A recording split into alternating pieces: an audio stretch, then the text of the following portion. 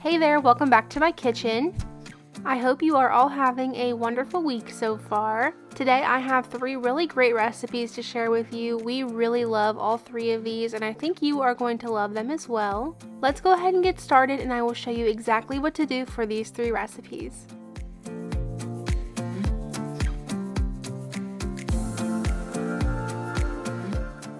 First up today, we're going to make these taco stuffed jumbo shells. This was a pantry meal for me, and it turned out so good in the end. To begin, I just preheated my oven to 375 degrees. Next, over to my cutting board, I chopped up half of a yellow onion. And then moving over to my stovetop in my skillet, I'm adding 1 pound of ground beef in the onion that I just chopped up. I'm going to let these both cook in here together until the ground beef is fully cooked.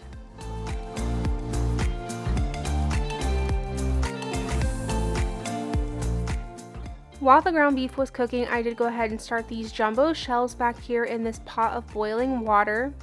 I am going to go ahead and cook the entire box, just because by the time you get them all done, usually about a quarter of them are already broken, so you want to make sure you have plenty to stuff.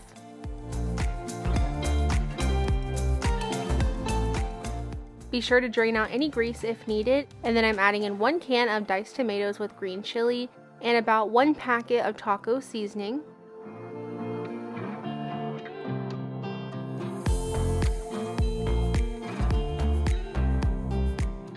Just let that go for a minute, let that taco seasoning absorb any liquids in the pan from the tomatoes and the ground beef, and then once that is all mixed together and thickened up, we're going to add in about 1 cup of shredded Mexican style cheese.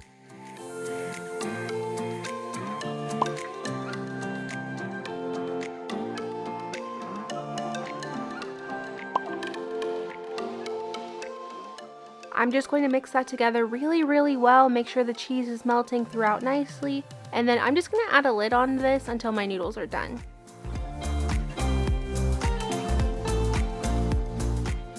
Once the noodles were all finished, I went ahead and just let those cool down for about 5 minutes, and now I'm going to begin stuffing these noodles with that ground beef and cheesy mixture.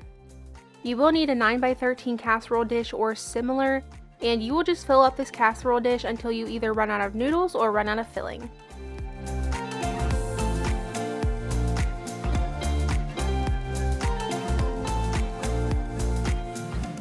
For me, I actually ended up using up all of my noodles and I had a very small amount of ground beef left over that I just decided to sprinkle over the top.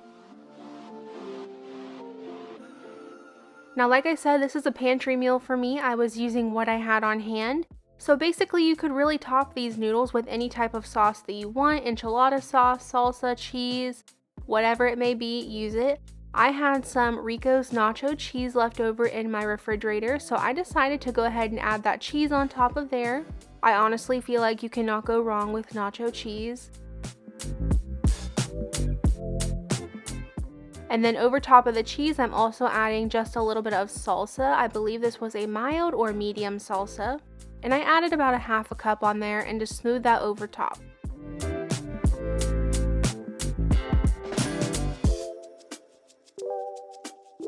Then to finish it off, I'm adding the other cup of this Mexican style cheese over the top. I stuck this in the oven to bake for about 20 to 25 minutes until it was warmed all the way through and the cheese was nicely melted. Here's what my finished plate looked like. I decided to add some sour cream over top of mine. And then actually after taking this video, I ended up adding hot sauce just because I am a hot sauce lover. For a pantry meal, I would give this a 10 out of 10. It turned out really amazing. We both really enjoyed this, and next time I think I would change it up a little bit and add some black beans to the filling or something along those lines, but overall really good.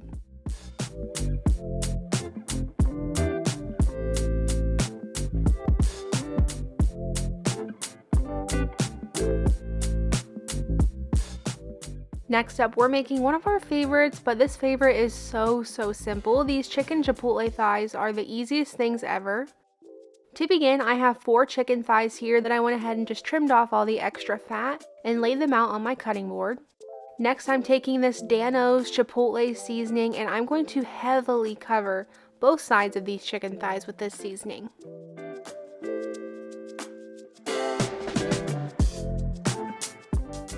Once these are seasoned, I'm going to go ahead and transfer them over into my air fryer. My air fryer isn't the largest, so I just have to do 2 at a time. You could bake these in the oven. I just like to use the air fryer because it gets them crispy on the edges.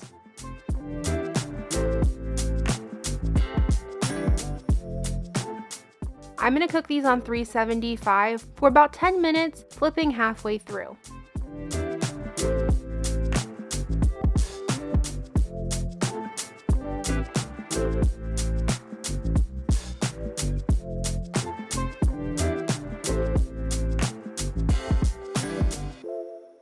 After 10 minutes, this is what they looked like. I went ahead and just flipped them back over to how they were originally.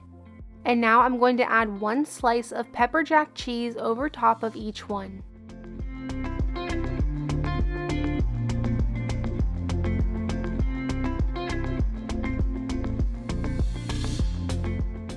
I close the air fryer and I turn it back on for 1 to 2 minutes until the cheese has melted over the top. Here they are all finished. It's easiest to use a spatula to get them out, that way the cheese does not slide off or get all over your air fryer. And then I'm going to go ahead and just do the second batch in here as well. You might not have to cook the second batch as long just because the air fryer is already nice and hot. To go along with this tonight, I'm trying this Private Selection Wisconsin 5 cheese blend macaroni and cheese. The cheese in this is very sharp and I really enjoyed it. Just wanted to share that with you. And now I'm going to show you how my husband eats these. He just eats them inside of a sandwich bun. He does not add any sauce. This is exactly how he eats it, just like this. For myself, I actually like to have them plain. I think they have such great flavor in them that it doesn't really need anything else in my opinion. But I just eat it like this. And then on the side, of course, I made that macaroni and cheese and some Brussels sprouts for myself.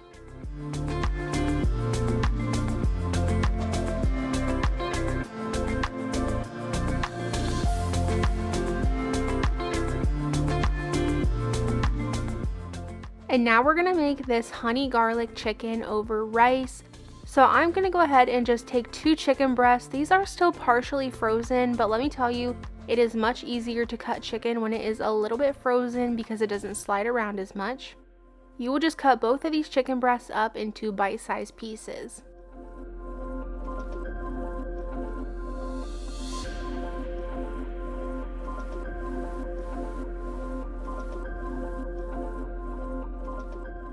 Go ahead and transfer all of that chicken over into a pretty big bowl. And for the seasonings, you're going to add in about 3/4 of a teaspoon of salt, 1/2 teaspoon of garlic powder, about 1/2 teaspoon of pepper, and then 1/4 cup of cornstarch. Now you will want to make sure you toss this chicken in all of this cornstarch and get as much of the cornstarch onto the chicken as you possibly can.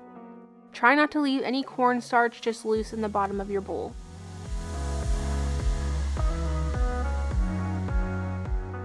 Now moving over to my skillet, I'm adding a couple tablespoons of avocado oil in here. I let that get nice and hot, and now I'm adding in all of the chicken into my skillet. I'm going to spread this out throughout the skillet and then just let it go for a few minutes.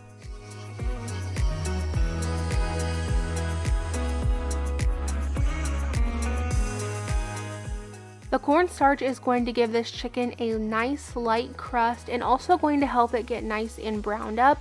So you want to make sure you're not constantly stirring this. Try to only stir it every once in a while.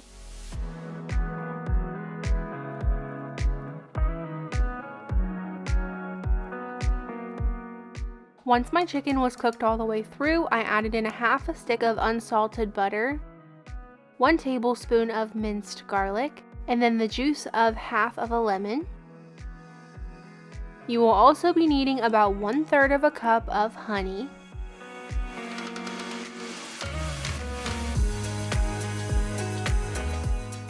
Next, you will add in about 2 to 3 teaspoons of coconut aminos or soy sauce, either one is just fine. And then you will give this a really good stir to combine everything. Try try to use your utensil to scrape the bottom of your pan a little bit, and just make sure you get that butter melted, everything combined well, and you're gonna let this simmer on your stove for a few minutes until you notice that the sauce has thickened up.